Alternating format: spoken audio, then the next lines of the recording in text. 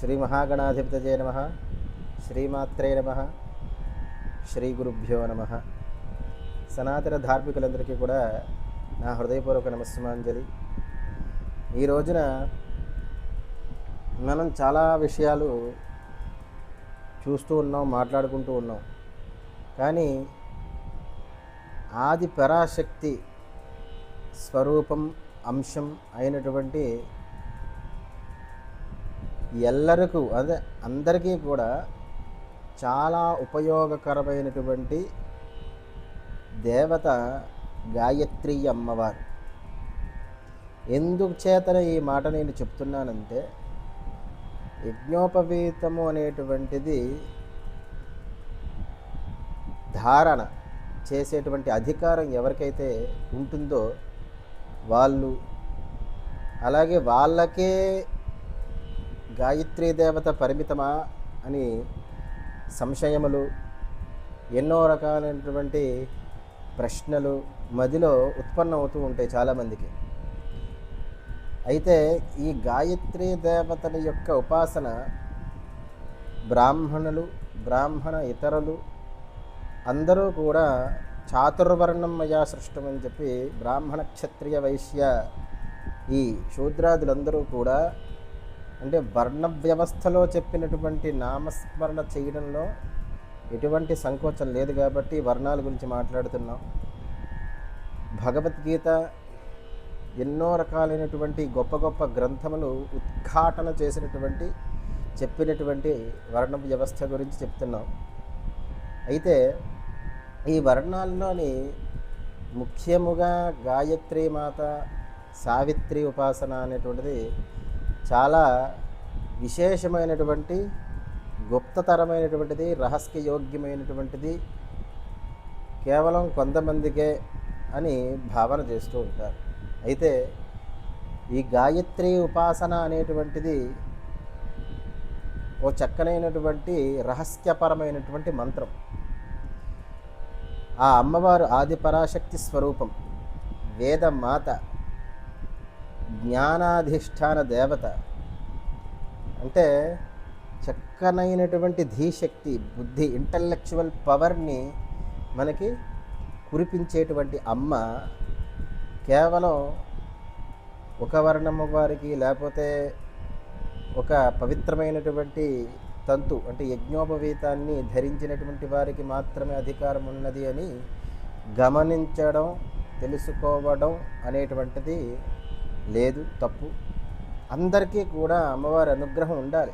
అందుచేతన అందరి బాధ్యతగా కొంతమంది ఈ యొక్క మంత్రము వైశిష్ట్యాన్ని తగ్గించకుండా ఉండడానికి అతి నిగూఢముగా దానికి ఒక సంస్కారము, ఉపనయనము అంటే జ్ఞాననేత్రాన్ని తెరిచేటువంటి ప్రక్రియలో భాగంగా ఉపనయనం, మూడవ నేత్రం. మనిషికి మామూలుగా 2 కళ్ళు ఉంటాయి కదా, అలాగే మూడవ నేత్రం జ్ఞానస్వరూపంగా అమ్మవారు మనకి తెరిపిస్తుంది.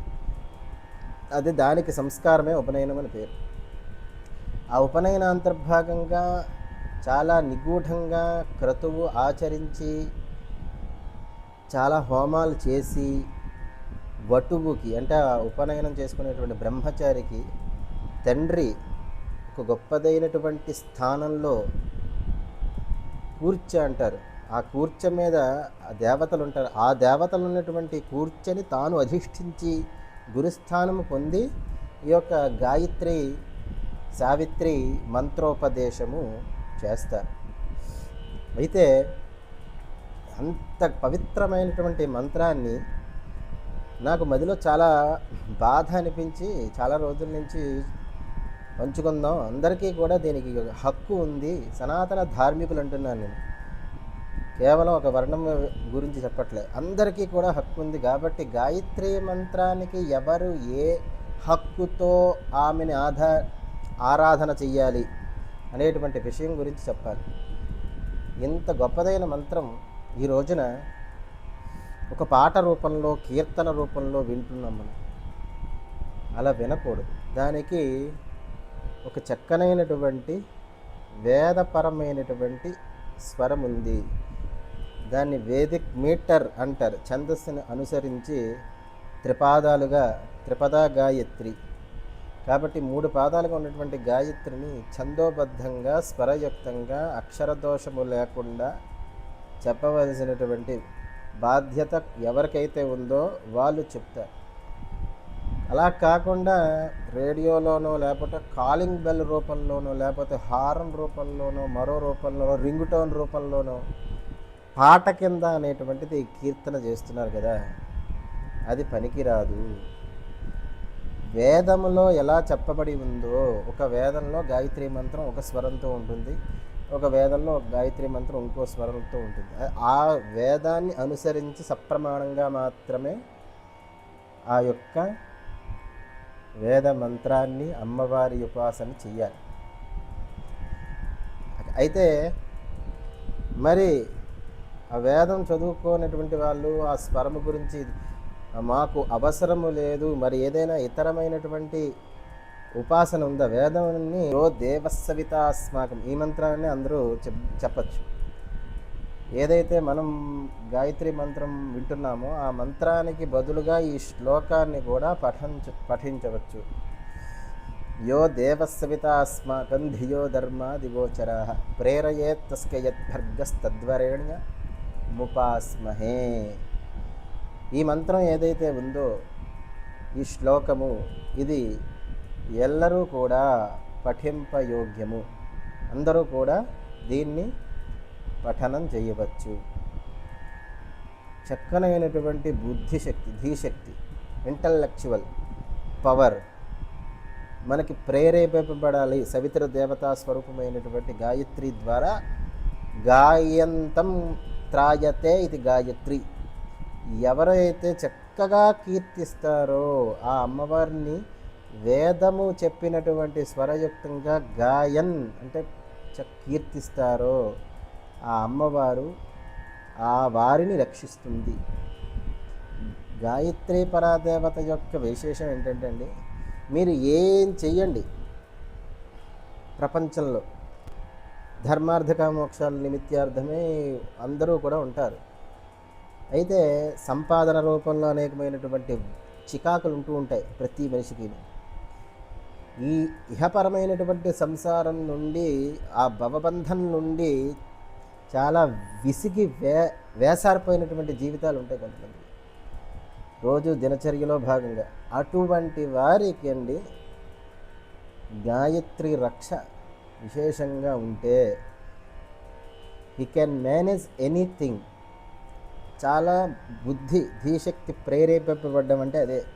ప్రతి దాంట్లో ఎన్లైటైన్మెంట్, ఒక రకమైనటువంటి విరాగ చింతన ద్వారా చేయడం ద్వారా ఏది నీకు అంటదు, అన్నీ నీకు దగ్గర ఉంటాయి, కానీ నువ్వు ఏది అంటుకోవు, దేన్ని ఆశ్రయించవు. తద్వారా దుఃఖం అనేటువంటిది పోతుంది. అన్నీ వస్తాయి, కానీ ఏదైతే మనకు చెందట్లేదో ఆ చందనటువంటి వస్తువు ద్వారా దుఃఖం కలుగుతుంది కదా, ఆ దుఃఖాలన్నీ కూడా మనల్ని ఆశ్రయించవు. అటువంటి ప్రయత్నమైనటువంటి బుద్ధిని ఇది అమ్మవారు సవితాదేవత సావిత్రి ప్రేరేపింపిస్తుంది మన యొక్క మదిలో. కాబట్టి అండి ఆ అమ్మవారిని ఇతర మంత్రములతో పోల్చకుండా, అసలు మంత్రం అంటేనే మననాత్రాయతే ఇది మంత్ర. మంత్రము అంటే కేవలం మననం చేస్తే సరిపోతుందా అంటే దాన్ని ఒక విధి, ఏ రకమైనటువంటి చక్కనైనటువంటి కట్లు పెట్టిందో ఆ కట్టు రూపంలో గురూపదేశం ద్వారా చాలా స్పష్టంగా ఎటువంటి లోపములు జరగకుండా నేర్చుకోమనే అర్థం. గాయత్రి మంత్రం విశేషం. యో దేవ సవిత అస్మాకం, ఏ దేవత సవిత అయితే, సవిత అనేటువంటి దేవత అస్మాకం మా యొక్క మనందరికీ ధియో ధర్మాది గోచరా, మంచి బుద్ధిని, ధర్మాది కార్యక్రమాలు గోచరా, ఆ పాత్ ఏదైతే ఉందో ఆ నడవడిక మంచి సుమార్గం అయ్యేటటువంటి గోచరం అందాలి, పొందాలి బుద్ధికి అని అర్థం. ప్రేరయేత్తస్య యద్భర్గస్తద్వరేణ్యముపాస్మహే. దీనికి స్వరయుక్తంగా ఉన్నటువంటి గాయత్రికి అభేద్యం అని చెప్తూ ఉంటారు. అయితే ఇటువంటి అమ్మవారిని ఒక్కసారి మనసులోని ఏ రూపంలో స్మరించాలి, ధ్యానం కూడా చెప్పబడింది కదా ఆమ్నాయ మందారాల్లోని. అలాగే ఋషిప్రోక్తమైనటువంటి అమ్మవారిని విశేషంగా ధ్యానం చేస్తూ ఉంటారు. ముక్తా విద్రుమ హేమనీల ధవళఛాయైర్ముఖై స్త్రీక్షణై యుక్తామిందు నిబద్ధరత్నమకుటాం తత్వార్థవర్ణాత్మికాం గాయత్రీం వరదాభయాంకుశకశా శుభ్రం కపాలం గదాం శంఖం చక్రమథారవిందయుగళం హస్తైర్వహంతీం భజే. అమ్మవారిని ఏ దేవతనైనా ఉపాసన చేయాలంటే ఆ దేవత యొక్క విశేషమైనటువంటి సారూపం మనకి మదిలో మెలగాలి. ఆ రూపం, ఆ చక్కనైనటువంటి తేజో రూపం ఏదైతే ఉందో అది మన మనస్సులో మెలిగేటట్టుగా చేస్తుంది ధ్యానం. ఏ రూపంలో ఉన్నారు ఆ దేవత, ఎలా ఉన్నారు అనేది చెప్పేటువంటిది అన్నమాట. అందుకని గాయత్రిని ముక్తా విద్రుమ పంచముఖ గాయత్రి అంటుంటారు. ముక్త అంటే ముత్యము, ముత్యము తెలుపు వేరు, మామూలుగా శుద్ధ ఛాయ వేరు, శుద్ధమైనటువంటి శుక్ల వర్ణం అంటూ ఉంటారు. ఆ వర్ణం వేరు. ఈ ముత్యముకు ఉండేటువంటి తెలుపు పర్ల్ వైట్ అంటూ ఉంటారు కదా, ఆ వైట్ అంటే రంగు. కోరల్స్ అంటుంటారు, coral colour, pearls and curls అంటారు కదా, అలాగే పగడపు రంగు. అయితే ముక్త విద్రుమ హేమ బంగారు వర్ణము, నీల వర్ణము, ధవళ ఇప్పుడే చెప్పాను. ధవళ వర్ణం అంటే శుద్ధ వర్ణము, మంచి తెలుపు, శుద్ధమైనటువంటి తెలుపు, అంతకు మించిన తెలుపు ఇంకోటి లేదు, అటువంటి తెలుపు ధవళ వర్ణం. అందులోని కొంచెం షేడ్ తగిలినటువంటిది ఈ యొక్క ముక్తావర్ణం, పర్ల్ వైట్. ఈ 5 ముఖాలు అమ్మవారికి ఉంటాయని చెప్పడం. ఈ వర్ణాలతో అమ్మవారు ముఖం చక్కగా భాసిస్తుంది అని అర్థం. ధవళఛాయైర్ముఖై స్త్రీక్షణై యుక్తామిందు నిబద్ధ రత్నమకుటాం. అంటే అమ్మవారికి ఇందు నిబద్ధ చంద్రవంక ఉంటుందట. అమ్మవారి గాయత్రి ఇందు నిబద్ధ రత్నమకుటాం, ఆ చంద్రవంక కలిగినటువంటి ఏదైతే మకుటాం అంటే కిరీటం, మకుటము ధరించింది. చంద్రవంక అంటే ఇంకా రత్నాలు తాపడం చేసినటువంటి కిరీటము, చంద్రవంక కలిగినటువంటి కిరీటం ధరించి ఈ యొక్క 5 ముఖాలకి చక్కగా అమ్మవారు ఉంటారు. తత్వార్థ వర్ణాత్మికం. చూసారా, తత్వ అర్థ, ప్రతి దాంట్లోనే తత్వార్థము లేనిదే ఏదీ లేదు. తత్వార్థ వర్ణాత్మికం. తత్ అంటే ఆ దేవత, పరమాత్మ అని అర్థం. తత్ అంటే ఆయన, శబ్దం ఆయనదే. తత్వ అర్థవర్ణాత్మికం. ఆ పరమాత్మ ఎవరు, ఏంటి అనేటువంటి ప్రశ్నలు తెలుసుకోవడం ఎలాగా అని మనకు అనిపించాలంటే అమ్మవారిని ఉపాసన చేయాలి. గాయత్రి ఉపాసన ద్వారా పరమాత్మలో ఐక్యం పొందుతాం, ముక్తి కలుగుతుంది. ప్రతి దాంట్లోని ఒక రకమైనటువంటి అంటే ఏహ్యభావం చెప్పడానికి లేదు, చక్కనైనటువంటి దూరదృష్టి. ఇది అశాశ్వతము, శాశ్వతములేవి కావు, ఈ వచ్చేదంతా ఇది నాకు ప్రాప్తింపబడింది కాబట్టి ఇది నాకు వస్తున్నది అనేటువంటి స్థితి. ఆ ఉన్నతి శిఖరాలు అంటే బుద్ధిలో ఉన్నత శిఖరం ఉన్నటువంటి వాడు ఆ రకంగా ఆలోచించగలడు. లేకపోతే స్వార్థము, క్రోధము, లోభం, మోహం ఇవన్నీ కూడా మనల్ని ఆశ్రయిస్తూ ఉంటాయి. ఆది గోచరాహ. ఆ తత్వార్థ వర్ణాత్మికం అంటే అర్థం అది. తత్వార్థాలని తెలియజెప్పేటువంటి అమ్మవారు ఆత్మికాం. గాయత్రీం వరదాభయాం. ఇది చాలా ముఖ్యంగా తెలుసుకోవాల్సింది.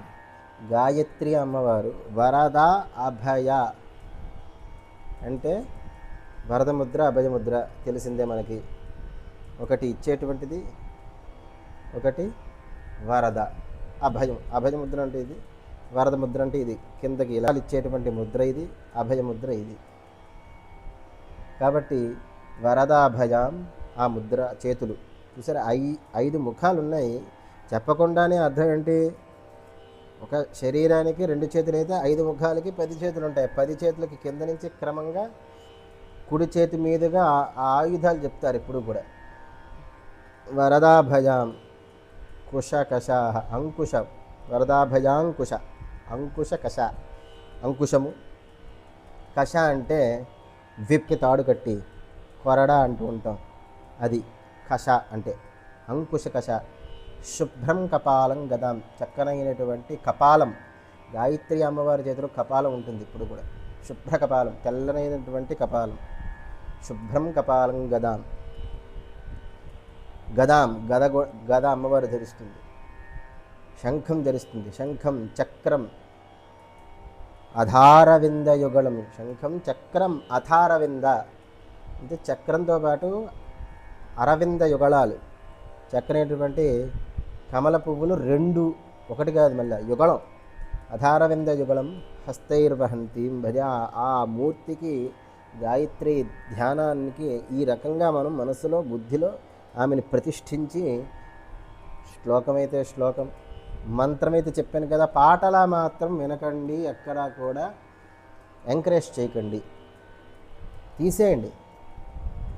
ఆ కీర్తన ఒక రాగం రూపంలో ఉండేటువంటి బాగుంటుంది, వినడానికి బాగుంటుంది, కానీ అది దాని పద్ధతి యోగ్యానకర్తలు, ప్రవచనకర్తలు అందరూ, మహర్షుల దగ్గర నుంచి అందరూ కూడా ఆ దేవతని, గాయత్రి దేవతని ఆరాధన చేస్తూ ఉంటారు. శక్తి సావిత్రి అంటారు, గాయత్రి అంటారు, సరస్వతి అంతా ఆమె మహాతల్లి.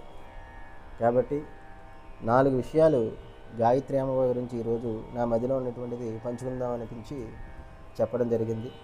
సభాసదులందరికీ కూడా నమస్సుమాంజలి.